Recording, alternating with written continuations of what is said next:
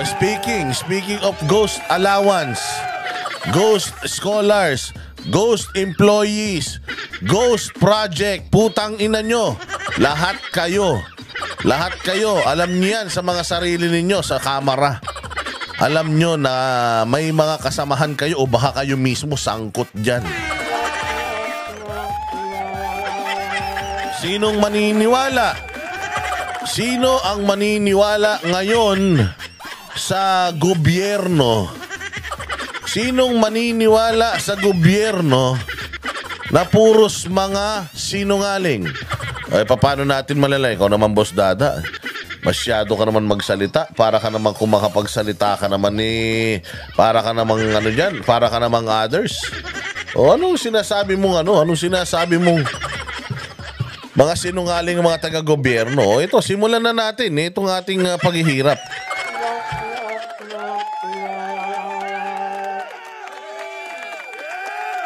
Simulan natin yung ating paghihirap, mga bossing. Sige, ayan na. Pakita natin. Itong ating kasinungalingan number 1. Palakpakan natin.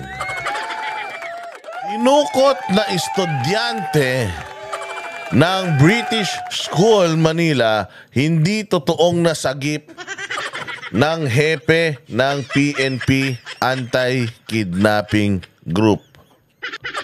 Sinibak. Anong sabi? Anong sabi? Ang sabi, again ang format po ng ating channel, tayo po ay kumukuha ng balita mula sa kapitapitagan ng mga news outlet at atin pong nire-reaksyonan. Ito po ang balita. Noong nakaraan, sinabi ni SILG, DILG Secretary na nahuli nila. Ay, hindi pala. Na-rescue nila yung bata. Na-rescue daw nila, sabi. Na-rescue nila. Ang tanong, na-rescue nyo? Nakuha nyo ba yung mga mandarambong? Nakuha nyo ba yung mga kidnapper, yung mga kriminal? Nakuha nyo ba? Yun ang tanong. Kasi dito sa Pilipinas, may mga nare-raid sila ng mga kamalig. May mga nare-raid sila mga warehouse ng mga bigas. Smuggle to. Asan yung smuggler?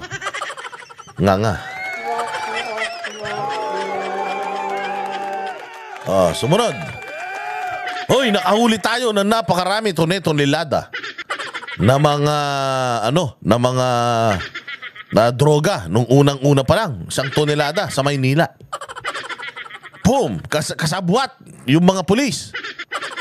Nasaan na yung mga pulis? Nakakulong, nakatakas, nga. Nakahuli na naman tayo ng warehouse sa may Pampanga. Ang daming droga. May drug lord. Wala, nga.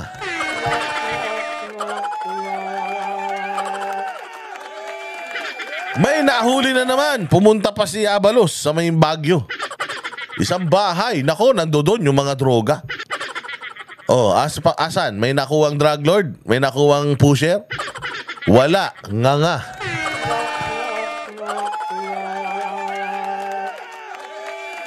May nahuli na naman. Noong nakaraan sa Alitagtag. Putangin na yan. Ang galing. Sa checkpoint lang. Nahuli nila. 2 tonelada. Sakay sa isang van.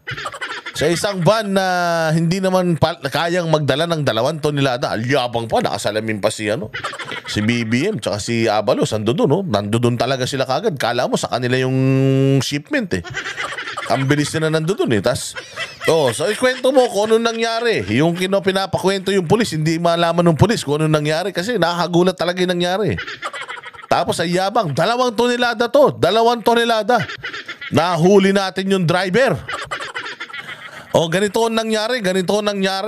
Tuloy-tuloy ang laban natin sa droga. Ganon. Tayo lang yan. 2 tonelada, naging 1.8, 1.6, 1. Puta na wala ng 1 tonelada. Nabawasan.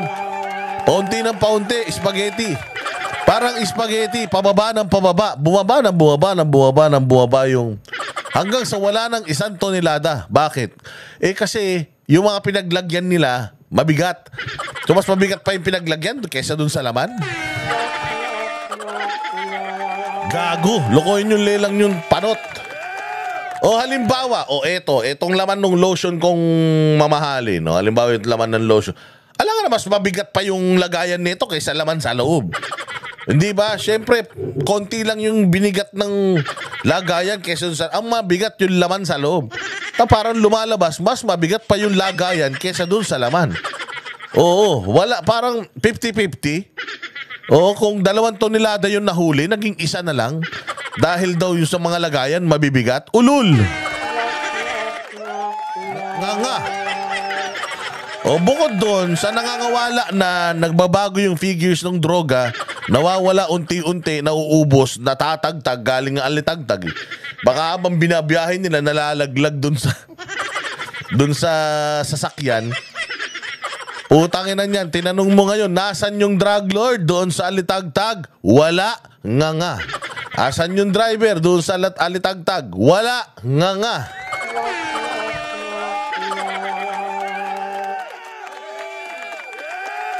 Hindi pa naman si SILG secretary, yung secretary noon.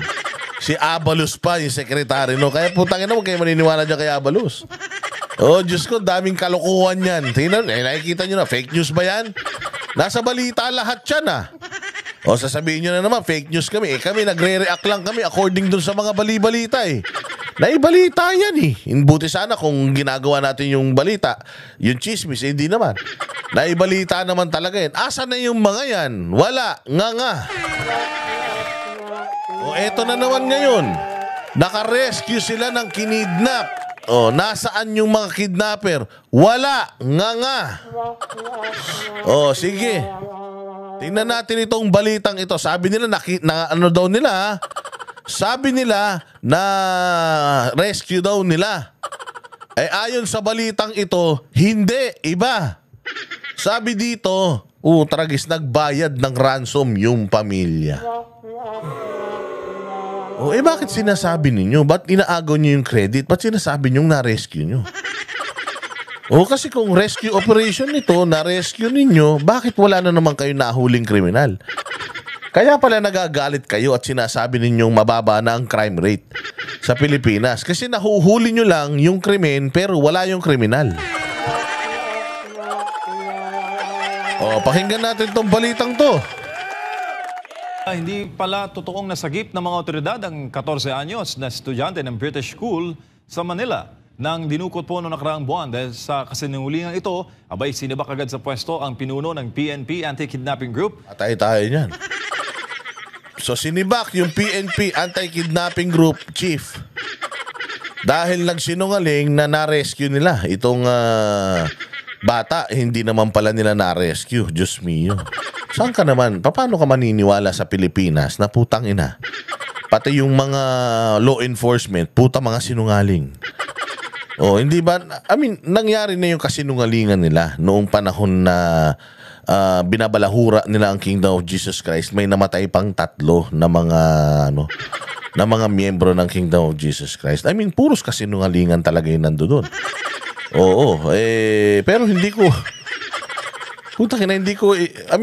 sige, sabihin na natin, nagsisinungaling sila dahil kalaban nila sa politika si Pastor Apollo Kibuloy. Sige, isantabi muna natin yan. Pero hanggang ngayon, yung ugali nyo sa KOJC, dinadala nyo pa rin sa ibang mga kaso. Ibig sabihin, yan, bagong protocol nyo na papabanguhin yung mga sarili ninyo?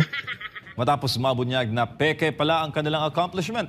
Pero ano nga bang totoong nangyari? Alamin sa report ni Paul Montimon. Grabe, peking accomplishment. Kasi, yung presidente kasi natin, peke daw yung diploma At kayo, puro peke Para si Amy Marcos, sabi nila, peke lang din daw yung kanyang pag-aaral sa UP. Puro peke. Ano ba yan? Peking pagmamahal sa bayang Pilipinas. Peking 20 pesos na bigas, peking ang tawag diyan, peking ayuda, pero ang ano naman talaga is vote buying. Peking unity. Kunyari unity, yun pala. Puta, nag-unite sila para pabagsakin ng mga Duterte. O, di ba? Mga sinungaling. Pinagpapaliwanag ng PNP CIDG ang pamunuan ng PNP Anti-Kidnapping Group kaugnay sa naiulat nito. Lagot kayo kay Torre. O, pinagpapaliwanag ng PNP CIDG. Sinong hepe niyan? Si Torre. Ang Anti-Kidnapping Group. O, dahil dito sa issue na to, yari kayo kay Torre. Yan, Torre, ganyan. Gawin mo yung trabaho mo. Yan ang trabaho mo. O, wag ka na magdemanda. Ikaw naman. Nakikisali ka pa sa usaping politika. Di ka naman politiko. Gusto mo makisali ng usaping politika, Torre, tumakbo ka na sa politika. Huwag ka na mag-pulis, senador ka na lang, congressman, ganyan. Barangay tanod kung gusto mo. Pero hanggat ikaw ay PNP, pulis ka, gawin mo yung trabaho ng pulis. Oo, yung trabaho ng pulis, gawin mo, huli mo lahat ng kriminal, demanda. Questionable rescue operation mula sa isang estudyante na nag-aaral sa isang pribadong eskwelahan sa Maynila.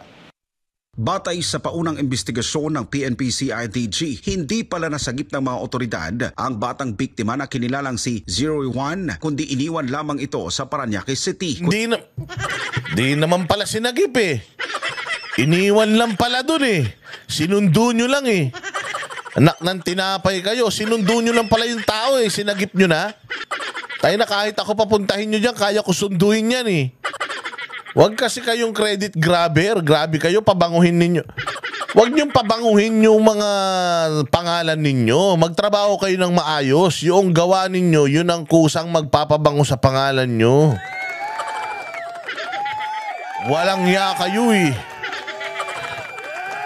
Sinundo nyo lang pala yung bata eh. Tapos kung makaano kayo, kung makaasta kayo, parang putang ina, nakipaglabang kayo sa gera. Oh, meron pa kayong press conference, kino-congratulate nyo pa yung isa't isa. Putang ina, hindi kayo nahihiya. Hindi kayo nahihiya, alam nyo sa sarili ninyo na ito yung totoong nangyari, tapos putang ina, pinapalakpakan nyo yung sarili nyo. Putang, ganun kayo kawalang kwentang mga otoridad. I mean, kung totoong nasagip nyo sana at nagbuwis kayo ng buhay, aba, talagang dapat lagyan kayo ng medalya hanggang pilik mata nyo, sabitan ng medalya. Walang problema doon. Pero kung hindi naman pala talaga kayo nagbuwis ng buhay, isang minor police operation lang pala yung naganap dito dahil yung mga kidnapper nagsilayas na, gawa nang nagbayad na ng ransom. Putang ina niyan.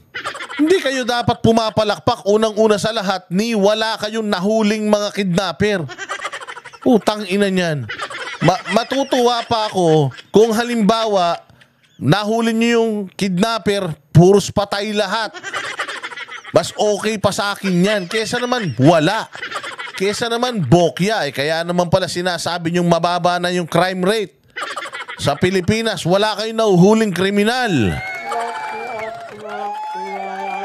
Question din kung bakit walang naarestong suspect sa ginawang rescue operation. Lumalabas pa na staged o gawa-gawa lamang ang nasabing accomplishments ng anti-kidnapping group operatives. Pebrero 21 nang magsumbong ang ina ni 01 sa PNP AKG na dinukot ang kanyang anak kasama ang driver nito habang sakay ng isang black Toyota Alphard na may plate number na NEG 7032 pauwi sa kanilang tahanan mula sa eskwelahan. Una nang natagpuan ng sasakyan ng biktima sa isang abandonadong lugar sa barangay San Roque, San Rafael, Bulacan. Kinabukasan Pebrero 22 nang mag-demand ang mga kidnapper ng $20 million mula sa Pamilya 1. Sa kalagitnaan ng negosasyon, pinutol ng mga sospek ang hinliliit ng biktima at iniwan ito sa Macapagal Avenue sa kahabaan ng Junction Road patungong Las Piñas, Parañaque Wetland Park bilang patunay ng kanilang pananakot. Dito na iniulat ng PNP AKG na nailigtas nila ang bata at naibalik sa pamilya nito. Pero lumalabas ngayon sa investigasyon ng PNP CIDG na hindi aktwal na nasagip ang bata. Yun, yari.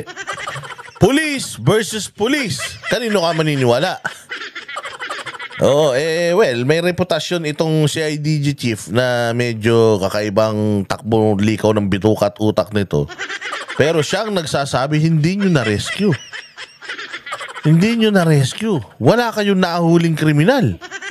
Wala kayong nahuling kidnapper. Putangin na yan. Tapos proud kayo sa sarili nyo. Wala kayong nahuling kidnapper. Mangingidnap ulit ang mga hayop na yan. Successful sila ngayon eh.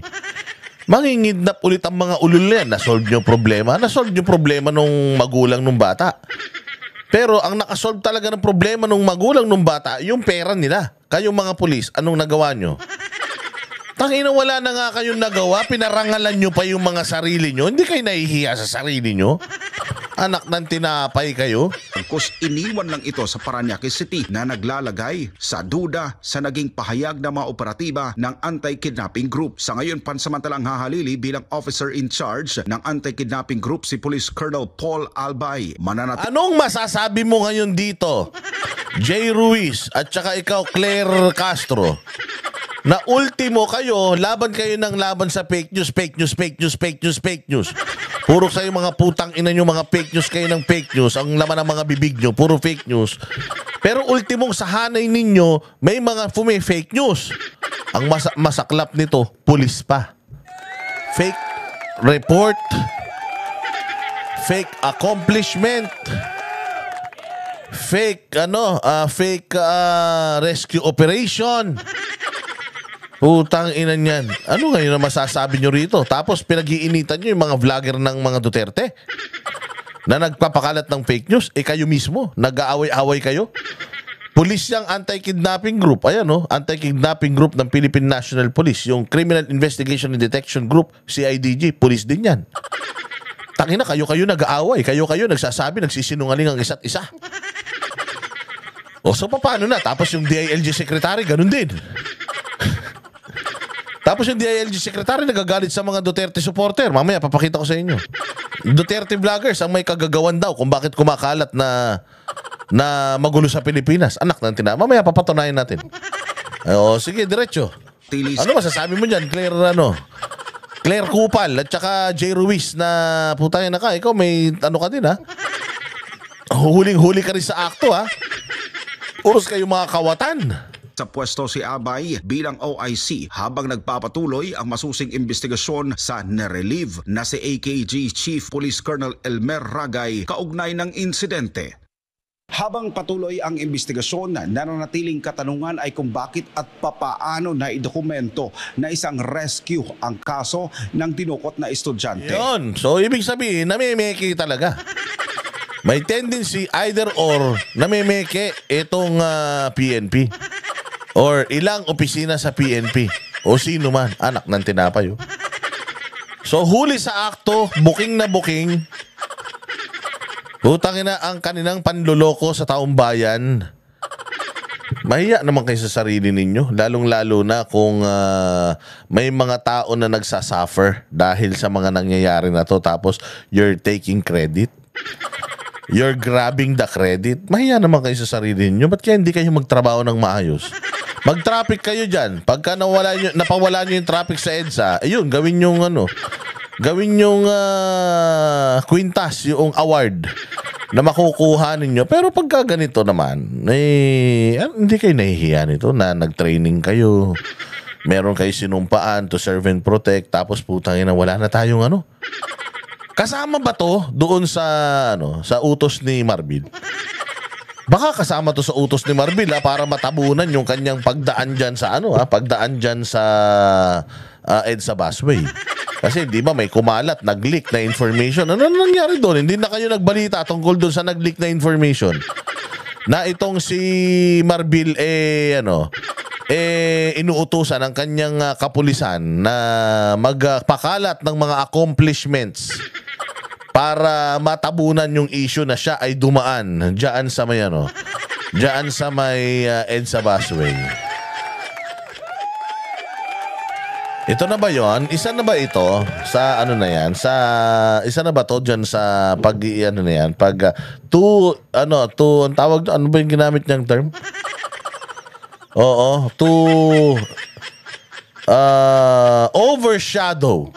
overshadow the EDSA busway incident. Isa na ba to? Grabe kayo ang kakapal ng mga mukha nyo. In order for you to make pabango the name of your PNP chief, gagawin nyo to. That's if. Yun ang yun ang reason But I don't believe. Ang mga PNP ganito kababa para gawin yan. Nagamitin ang issue ng kidnapping na ito at palabasin na sila ay naging epektibo, successful. Oo, para mawala yung issue ng EDSA busway. Ako ewan ko ako nagbe-base lang ako doon sa mga nakita kong dokumento nung nakaraan. Nakumalat yan, binalita yan Binalita yan, na yan, yung dokumento na yan at hindi nyo dinideny, hindi nyo pa rin kinukumpirma. Oo, hindi nyo lang alam kung sa inyo ba talaga yan o hindi. Hanggang ngayon, wala na tayong balita dyan. Tapos biglang may mga ganitong police operation sa mga successful. Palakpakan natin. Ang pagkakasibak naman ng pinuno ng PNP Anti-Kidnapping Group ay inaasahang magkakaroon ng masusing pagbusisi sa naging operasyon at pananagutan sa mga sangkot. Para sa Ayun, so yan yung balita. Kami ang boses ng masa, hindi natatakot. Katotohanan lang, di kami nalulunod. Walang bahid ng sismis, lahat ay totoo. Kahit sino ka pa, pag mali ka babanatan ka. Walang pinipili kulay, wala kaming kinikilingan. Basta para sa bayan, kami lalaban. Pagdama palakpakan, pag mali banatan, di matitinag, di matatakot. Para sa bayan, tuloy ang sigaw. Sa harap ng kamera, walang halong takot. Mga baluktot, lahat kayo'y tutumba. Ang hustisya at totoo, yun lang ang mahalaga. Kahit sinong harang, di kami matitinag. Walang pinipiling kulay, wala kaming kinikilingan. Basta para sa bayan, kami lalaban. Pag tama palakpakan, pag mali banatan, di matitinag, di matatakot. Para sa bayan, tuloy ang sigaw. Kung nasa tama ka, ikaw ay aming kasama. Pero pag mali ka, handa ka na bang mabasag? Banateros kami, walang inuunan. Dahil bayan muna, bago ang sarili.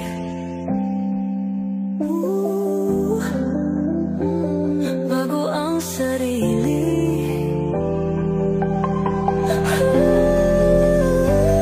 Pag tama palakpakan, pag mali banatan, banateros ang sigaw. Katotohanan ang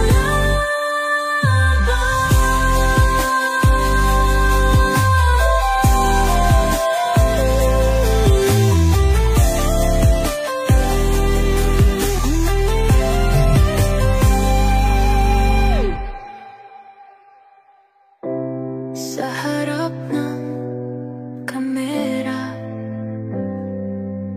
walang halong takot.